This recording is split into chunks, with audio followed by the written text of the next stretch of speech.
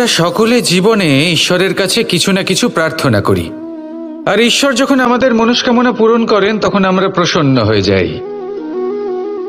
কিন্তু যখন ঈশ্বর আমাদের মনস্কামনা পূর্ণ করেন না, তখন আমরা ভাবি, সন্দেহ করি যে সত্যি ঈশ্বর আছেন।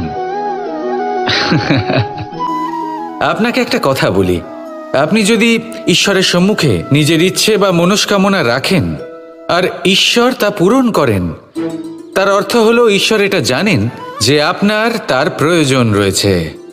কিন্তু যদি আপনি কামনা করেন আর তা পূর্ণ না হয়, তাহলে শুধু এটা মনে রাখবেন যে ঈশ্বর সেই সব দেখতে পান যা আপনি দেখতে পাচ্ছেন না।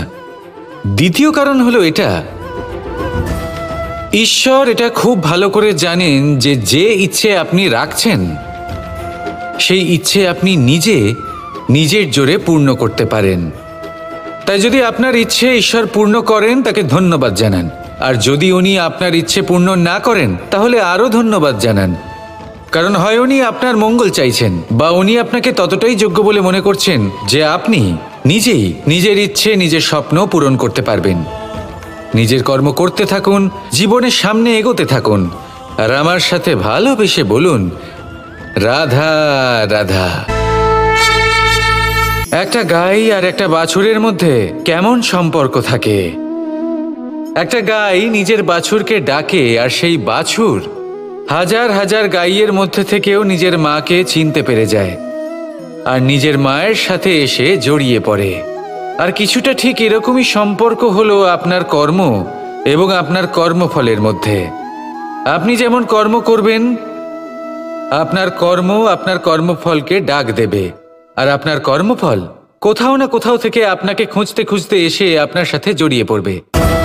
তাই উচিত এটাই হবে যে আপনি সৎকর্ম করুন, কারণ ঈশ্বর যদি আপনাকে আপনার ভুলের জন্য ক্ষমা করেও দেন, আপনার কর্ম কিন্তু করবে না।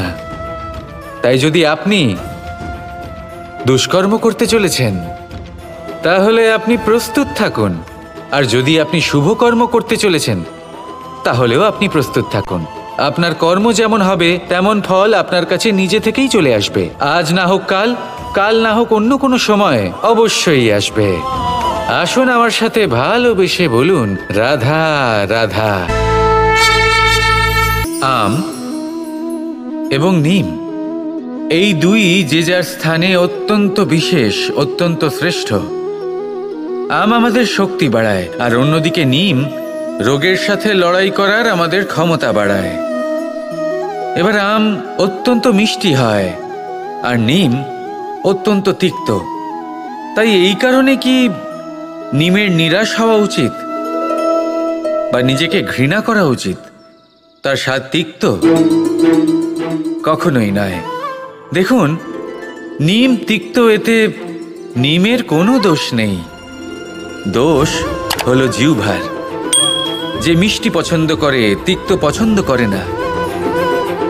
কিন্তু যদি আপনি নিজের জীবনে নিমের প্রয়োগ না করেন, তাহলে আপনার রোগ প্রতিরোধ ক্ষমতা বাড়বেই না। তাই নিম হলো অত্যন্ত গুরুত্বপূর্ণ।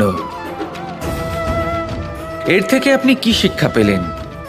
এটাই যে জীবনে কখনো অন্য কারোর মাপকাঠি দ্বারা নিজেকে পরখ করবেন না। আপনার যোগ্যতা, আপনার বিশেষত্ব, আপনার গুণ, অপগুণ, এই সব কিছু আপনি নিজে বুঝে নিন, সেটাই যথেষ্ট। আসুন আর আমার সাথে ভালোবেসে বলুন, রাধা রাধা। অনেক সময় এমন হয় যখন মানুষ আমাদের সত্যকে অস্বীকার করতে থাকেন আর মানুষের মিথ্যে কথাগুলিকে গ্রহণ করেন, তাও আবার অত্যন্ত সহজে। তখন আমাদের খুব দুঃখ হয়, বড়ই ক্রোধ হয় মানুষের এই মানসিকতা নিয়ে। কিন্তু এটা জানা অত্যন্ত গুরুত্বপূর্ণ যে এমন কেন হয়। কারণটা কি আপনারই কি কোনো দোষ রয়েছে? কখনোই নয়। কারণ হলো এটা যে এই যে সত্য, এই সত্যের মূল্য অত্যন্ত অধিক, এতটাই অধিক যে অনেক সময় অনেক ধনী ব্যক্তিও এর মূল্য মেটাতে পারেন না। সেখানেই যদি মিথ্যের কথা বলি, তাহলে এর মূল্য অত্যন্ত কম। অত্যন্ত সহজে এই মিথ্যে সবার মধ্যে বিক্রি হয়। সত্যি বলতে এটা ভাবা আপনার কর্ম নয় যে লোকে কেন আপনাকে বুঝতেই পারেন না, আপনার সত্য কেন বুঝতে পারেন না। আপনার কর্ম হলো আপনার সত্যের সাথে দাঁড়িয়ে থাকা, সেই সত্যের সাথে চলতে থাকা। কারণ সত্য তার কাছেই আসবে যে সত্যকে খুঁজে নিতে চায়। নয়তো বেশিরভাগ মানুষ মিথ্যেকে নিয়েই প্রসন্ন রয়েছেন। আপনি সত্যের সাথে কর্মের পথে অগ্রসর হতে থাকুন। সত্য বেশি দিন লুকোনো থাকে না। সংসারের সম্মুখে এটা অবশ্যই একদিন আসবে, কিন্তু তখনও সেটা মানুষের ওপর সে বিশ্বাস করবে কি করবে না। আপনি কর্ম করতে থাকুন আর আমার সাথে ভালোবেসে বলুন, রাধা রাধা।